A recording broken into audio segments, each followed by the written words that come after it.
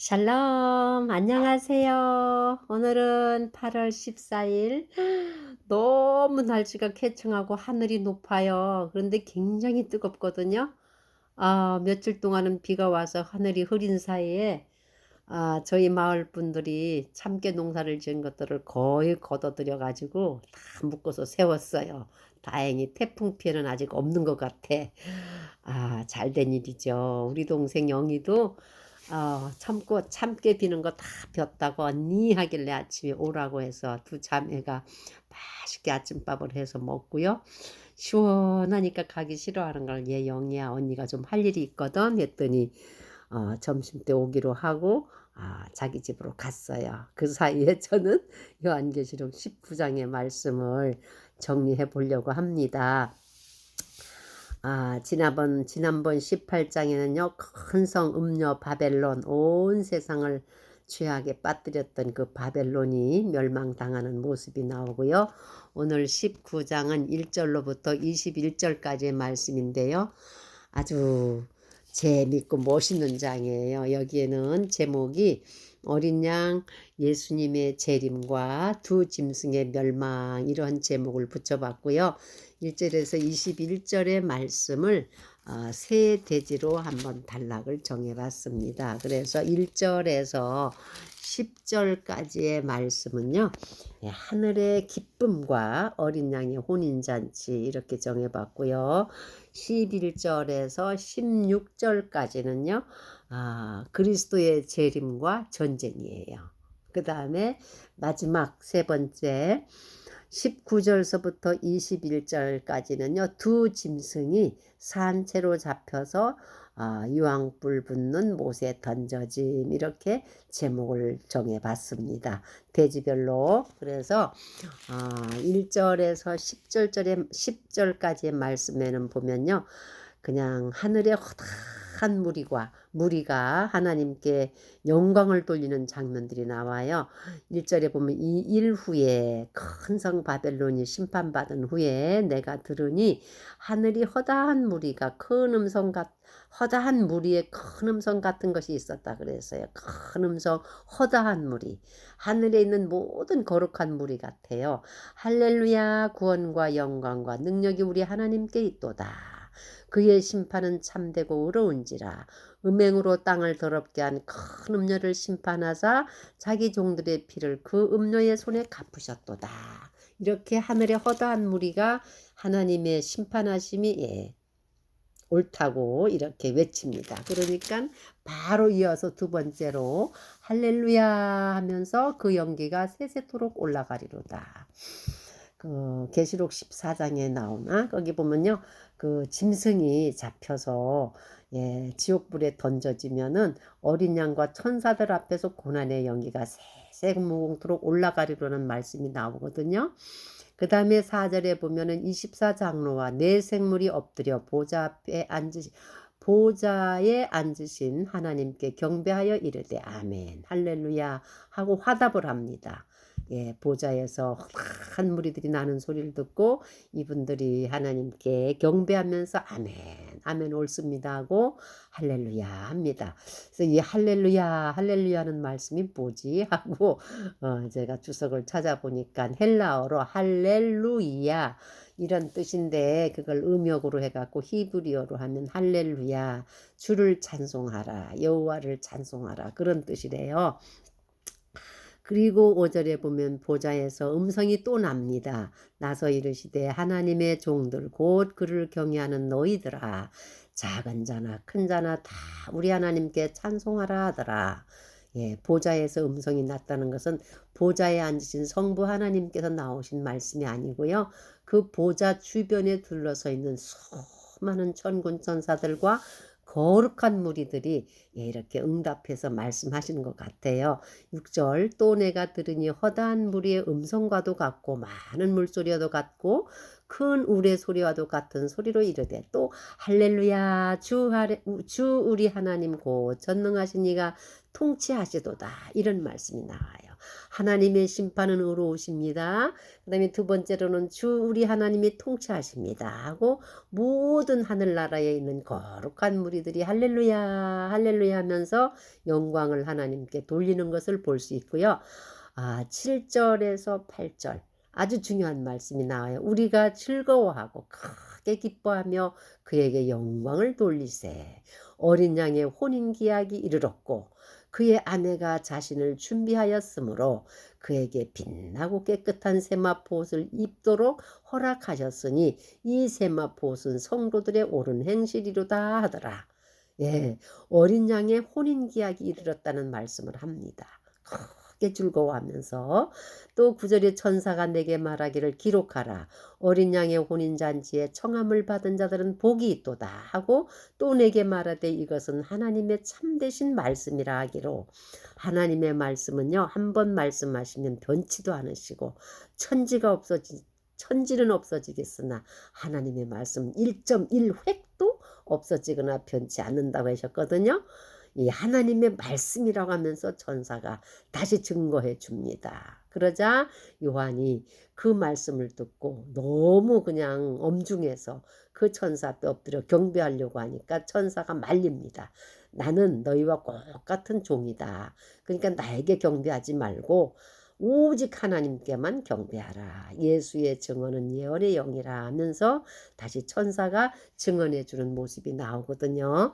여기에 세 번째 보면 하나님의 심판은 의로우시고 하나님이 통치하심은 옳으시고 그 다음에 어린 양의 혼인잔치 혼인기약이 이르렀다는 것을 말씀해 주시는데 그 혼인기약이 이제 이 지구상에 굉장한 역사죠. 하나님 나라에선 말할 것도 없는 대잔치고요. 이 땅에서도 놀라운 일이에요. 근데 그 어린 양의 혼인잔치에 대한 비유가 성경 사복음서에 종종 많이 나오거든요. 많이 나오는데 예수님께서 땅에 계실 때에 제자들한테 나는 아버지께로 간다. 아버지께로 간다. 그러니까 제자들이 굉장히 근심했다 그랬어요. 그러니까 예수님께서 뭐라고 하냐면 내가 가는 것이 유익하다.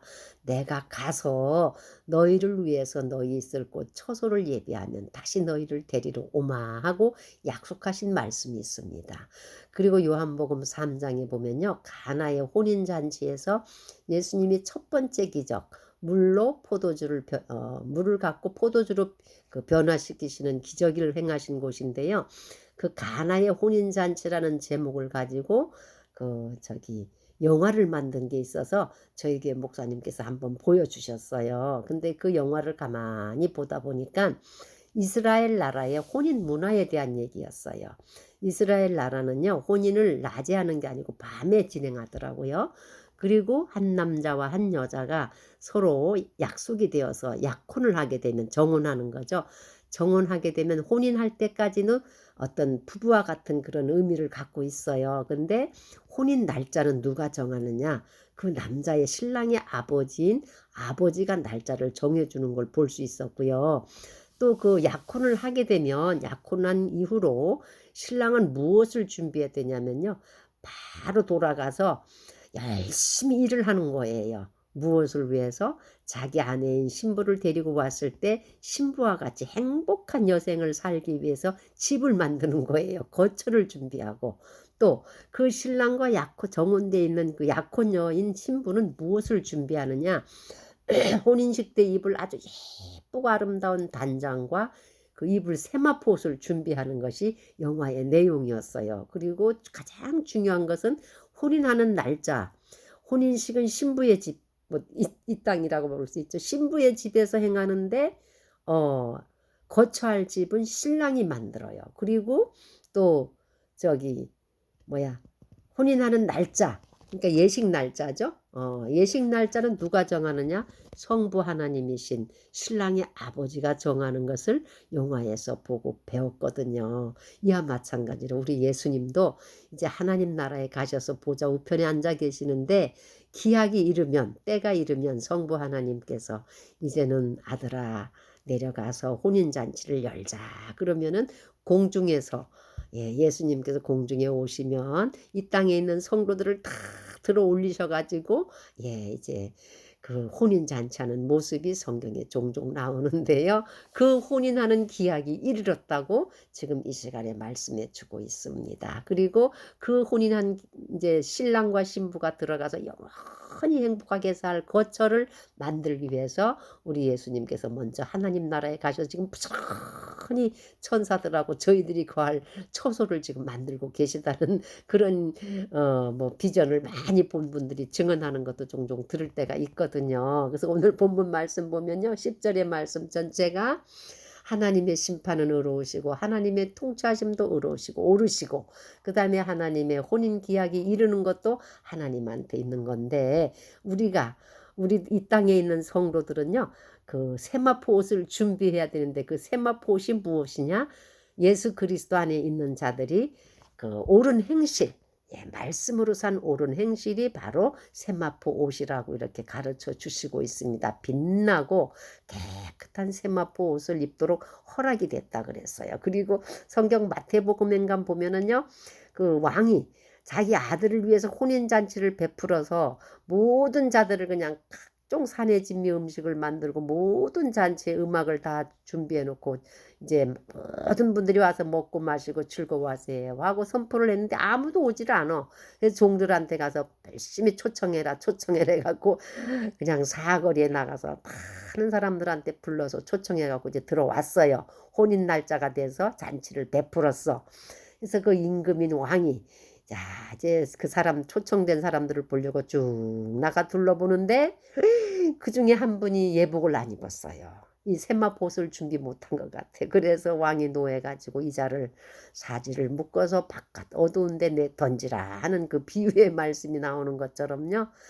이 오늘 이 본문 말씀에도 보면 혼인 기약이 이르렀고 희고 깨끗한 세마포 옷들이 다 신부가 준비되어 있었다 그랬어요. 그리고 이 세마포 옷은 성도들의 옳은 행실이다 하고 이렇게 해설해주고 설명해주는 모습이 나옵니다. 그리고 두 번째 대진 단락인 11절에서 18절까지는요.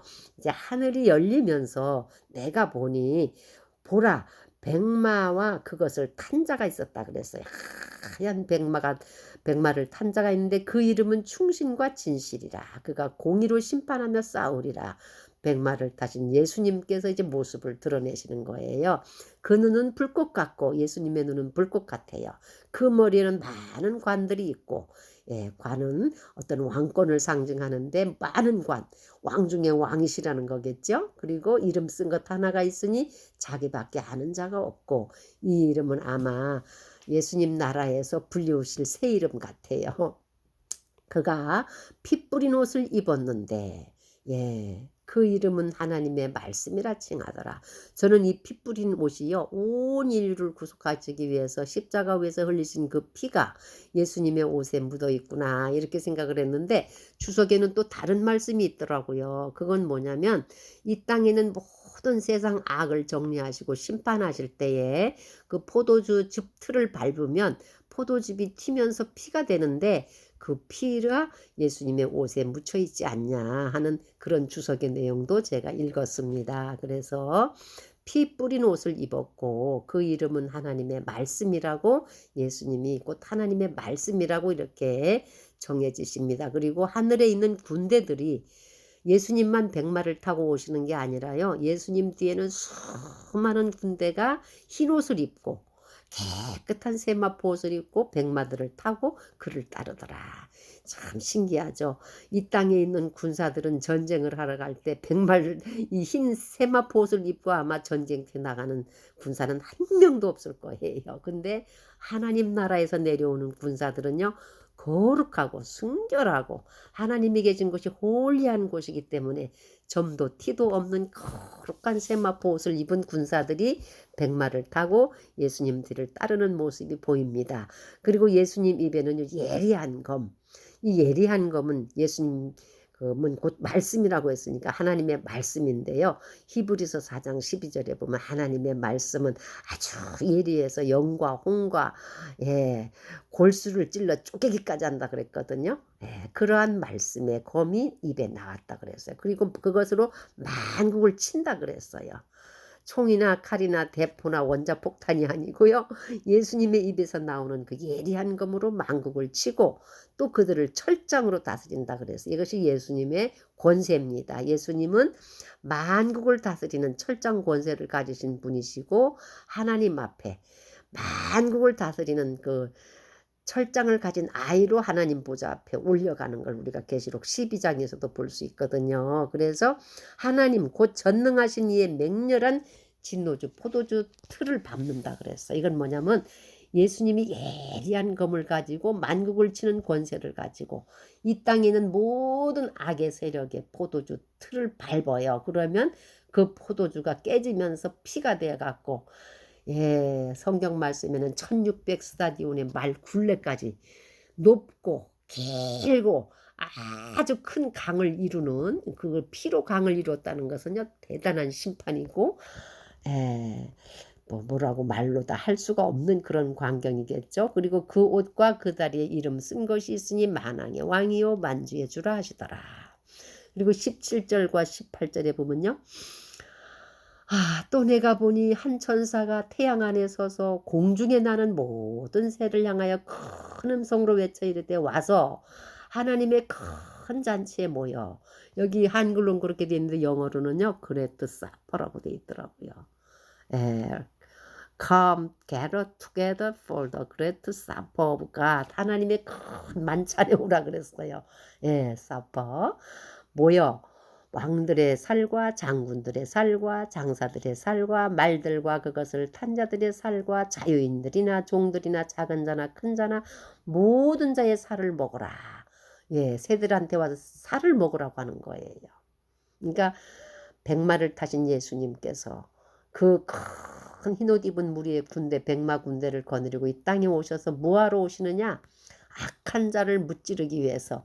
계시록 16장에 보면은요. 그 더러운 새 영이 나와가지고 만국의 왕들을 미혹해서 왕들을 어디로 모으느냐? 아마겟돈이라는 곳으로 다 왕들을 집결시켜요. 마지막 전쟁을 위해서 모으는 거예요. 근데 지금 우리 예수님이 오실 그 이스라엘 땅 그곳이 전 세상 사람들한테는 미운 돌이 되고 거치는 돌이 된다는 말씀이 구약 성경의 에스겔서 같은 데 많이 나오는데요. 하여간 이 마지막 때 징조를 보면 중동 지방에 이스라엘을 둘러싼 모든 아랍권에서 전쟁이 일어나는 걸 보면 하여간 이스라엘을 중심으로 굉장히 전쟁이 빈번하게 일어나고 잠잠하지 않는데 이것들이 다 점점 발전되고 확전되다 보면요. 이제 마지막 순간에는 백마를 타신 예수님께서 하늘에 있는 무리들을 이끌고 오셔서 그 결전의 날에 승리하신 결과를 가져오리라고 믿습니다. 성경에도 그렇게 말씀되어 있고요. 그리고 마지막 대목인 19절에서 21절에 보면은요.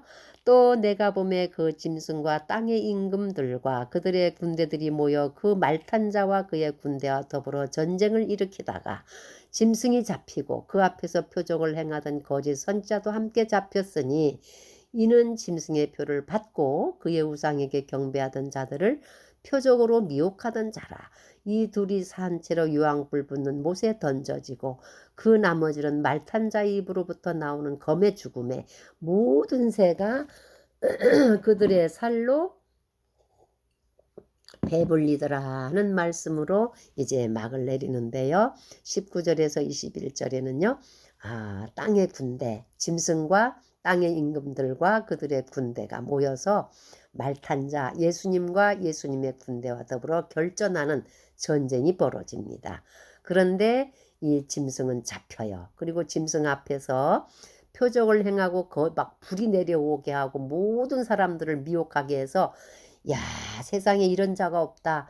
우리가 짐승을 경배하지 않으면 누구를 경배하냐. 다 절하게 만들고 심지어는 이 거짓 선지자가 그 짐승의 우상을 만들어 세워요. 곳곳에 세워놓고 모든 땅의 거민들한테 그 우상한테 절하게 하고 또 짐승이 온 인류를 통치해야 되니까는 그 통치 시스템이 뭐냐. 666 시스템. 그러니까 이마와 오른손에 짐승의 마크를 새겨가지고 누구든지 통제받도록 매매를 못하게 하고 이러한 시대가 오래가지 않아요. 잠시 잠깐 3년 반, 1260일, 한 때와 두 때 반 뭐 이런 식으로 짧은 기간을 정해 놓으셨는데도 그때에 온 땅에 있는 성도들을 시험하는 마지막 시험의 기간이라 그랬어요. 그리고 그때에 성도들의 인내가 필요하다는 말씀이 요한복음 13장, 14장 일곱 대접을 쏟아 부을 때도 모든 짐승의 그 표와 그 이마와 오른손의 마크를 받은 자들을 위해 집중적으로 하나님의 진노의 마지막 그 대접을 쏟아붓는 광경이 16장에 나오거든요. 16장, 17장. 그러다가 결국에 가서는 18장의 큰 성 음료와 그 음료를 태웠던 짐승 일곱 머리와 열 뿔을 가진 그 적그리스도의 세력이 서로 배반해가지고 음료를 망하게 하고 불로 사르고 결국에 19장에 가서는요 하늘에서 재림하시는 백마탄 예수님 이 땅의 모든 성도들을 들어 올리셔서 혼인잔치에 우리들을 데리고 가실 그 예수님께서 하늘의 천군 천사들과 큰 무리의 흰옷 입은 세마포 옷을 입은 군사들을 거느리고 오셔서 땅에 있는 땅의 모든 백성을 미혹하게 했던 그 짐승과 짐승 앞에서 행했던 거짓 선지자를 산채로 생포해 갖고 유황불 붙는 못에 던져지는 장면이 나옵니다. 그리고 그 나머지 사람들은요.